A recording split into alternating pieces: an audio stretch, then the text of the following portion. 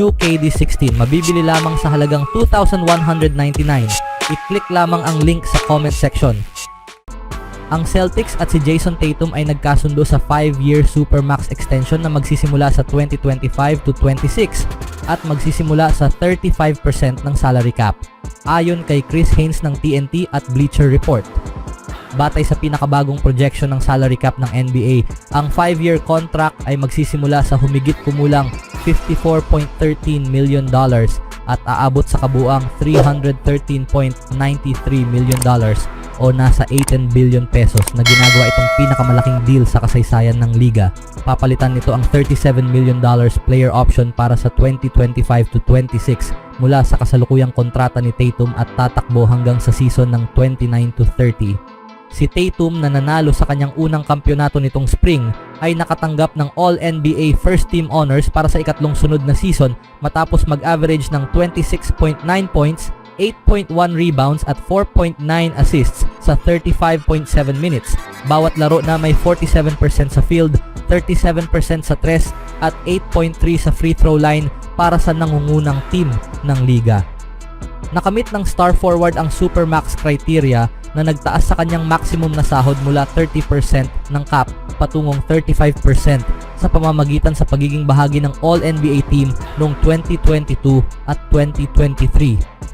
Kailangan pa niya ng isang taon sa NBA upang matugunan ang service time criteria na hindi bababa sa 7 taon, ngunit inaasahan na ito mula pa noong nakaraang spring nang siya ay maging eligible. Ang deal ni Tatum na maaaring opisyal na pipirmahan sa pinakamaagang July 6 ay nakatakdang makumpleto wala pang isang taon matapos pumirma ang kanyang teammate na si Jaylen Brown ng sarili nitong 5 taong Supermax extension. Ang deal ni Brown na nagkabisa ngayong araw at mula sa hawak sa titulo sa pinakamalaking kontrata sa kasaysayan ng NBA ay nagkakahalaga ng humigit kumulang $285.4 million. Matapos din makipagkasundo sa isang 4 na taon, $125.9 million extension kay guard Derrick White nitong Martes, ang Celtics ay nalock na ang 3 sa kanilang 5 starters na hindi bababa sa 2027 to 28 season, na mayroon ring pang-4 kay Jrue Holiday na hawak ang player option para sa taon na iyon. Ang ikalimang starter ng Boston na si Kristaps Porzingis ay may kontrata hanggang 25 to 26. Ito ay inaasahang magiging isa sa mga pinakamahal na roster sa liga sa mga darating na taon. Ngunit ang Celtics ngayon ay may championship core na kontrolado ng team para sa mahabang panahon. Ang Celtics ay magiging isa sa 4 na team na may maraming players sa maximum salary contracts na nagsimula sa 35% ng cap. Ang Bucks na si Giannis Antetokounmpo, Damian Lillard at Sixers Joel Embiid, Paul George ay may tig-2, habang ang Suns sina Kevin Durant, Devin Booker, Bradley Beal ay may 3. Anong masasabi niyo mga kaibigan sa mga kontratang ito? Sa ibang balita naman mga kaibigan, alam na natin na si Klay Thompson ay tumanggap ng mas mababang halaga kaysa sa inalok sa kanya ng Golden State Warriors 1 taon na ang nakalipas upang sumali sa Dallas Mavericks. Lumilitaw na hindi rin ginawang prioridad ni Thompson ang pera sa free agency. Ayon kay Adrian Wojnarowski ng ESPN, may 4 na taon na mga offer si Thompson mula sa ibang mga prangkisa, ngunit pinili niyang tanggihan ang mga ito para lamang sa isang 3 taon na nagkakahalaga ng $50 million contract sa Mavericks. Ang Warriors ay iniulat na nag-offer kay Thompson ng 2 taon sa halagang $48 million na kontrata noong nakaraang off-season, ngunit ang 2 panig ay umabot sa isang punto na walang benepisyo ang bumalik sa parehong 2 sa free agency. Isang malinaw na konklusyon na si Thompson ay aalis sa open market, kung saan ang Mavericks at Los Angeles Lakers ang kanyang pangunahing mga suitors. Hindi pinangalanan ni Wojnarowski ang iba pang mga team na interesado, ngunit ang Orlando Magic ay malawak na naiugnay kay Thompson bago magsimula ang free agency. Ang Orlando ay pumirma kay Kentavious Caldwell-Pope sa 3 taon sa halagang $66 million contract.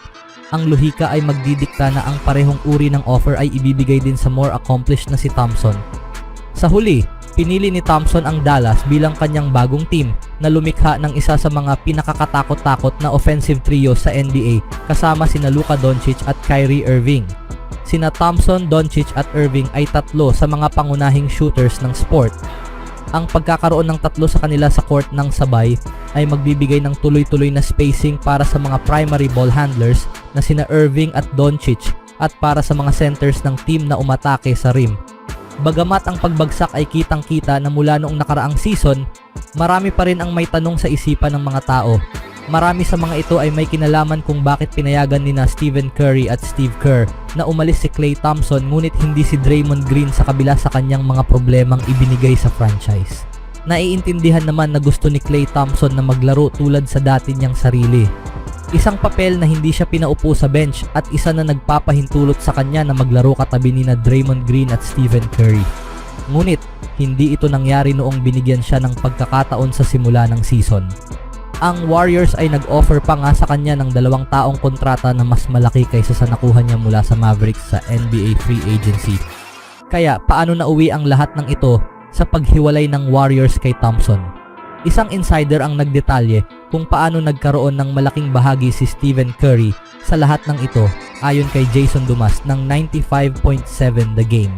Sa nakalipas na 3 taon, alam ko na si Draymond ay nanuntok ng mga tao at nasuspinde dahil sa kanyang mga ginawa sa court. Sinasabi ko ito sa inyo, si Klay ay nakakapagod din sa likod ng mga eksena.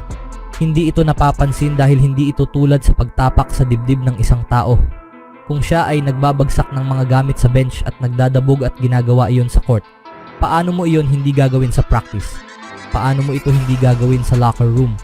Ito ay hindi komportable. Hindi lamang ito kasing ingay ng kay Draymond, sabi ni Dumas tungkol sa sitwasyon ni Thompson.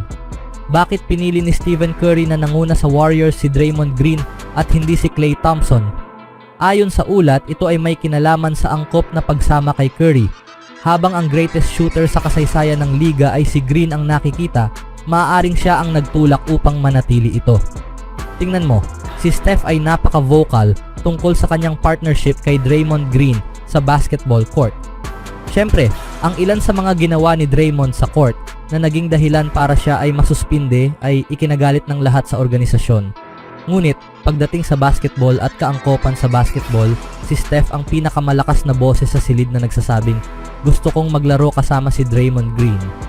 Ang dahilan kung bakit si Draymond ay nananatiling isang Warrior ay dahil kay Stephen Curry. Mayroon sila sa lahat ng dahilan upang i-trade siya pagkatapos sa napakaraming nangyari ngayong taon. Nasa roster pa rin siya, iyon ay intentional. Hindi iyon aksidente at hindi rin koinsidensya. Gusto iyon ni Steph, kanyang idineklara. Anong masasabi niyo mga kaibigan? Ngayon matapos ang trade, ang Golden State Warriors ay kumikilos agad sa pagkawala ni Klay Thompson. Ayon kay Shams Charania ng The Athletic, ang Warriors ay nagkasundo sa 1 taon sa kontrata para sa veteranong guard na si DeAnthony Melton. Si Melton ay hindi eksaktong direktang kapalit ni Thompson at maaaring mas gagamitin ito para punan niya ang papel ni Chris Paul kaysa kaninuman. Ang veteranong guard ay kilala bilang may solidong depensa at mahusay na all-around player, bagaman hindi siya masyadong kilala bilang scorer o perimeter shooter. Naglaro siya sa 38 games noong nakaraang season kasama ang Philadelphia 76ers sa isang injury hit campaign at nag-average ng 11.1 points sa 26.9 minutes.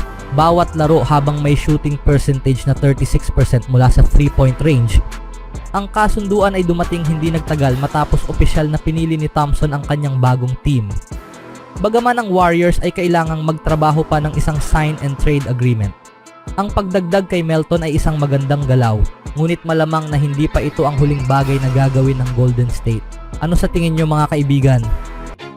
Always do it on my own, so I gotta get through it. And the only thing I know is to love what I'm doing. Never give up, never slow, till I finally prove it. Never listen to the no's, I just wanna keep moving. Keep my head up when I act, head up that's a fact. Never looking back, I'ma keep myself on track.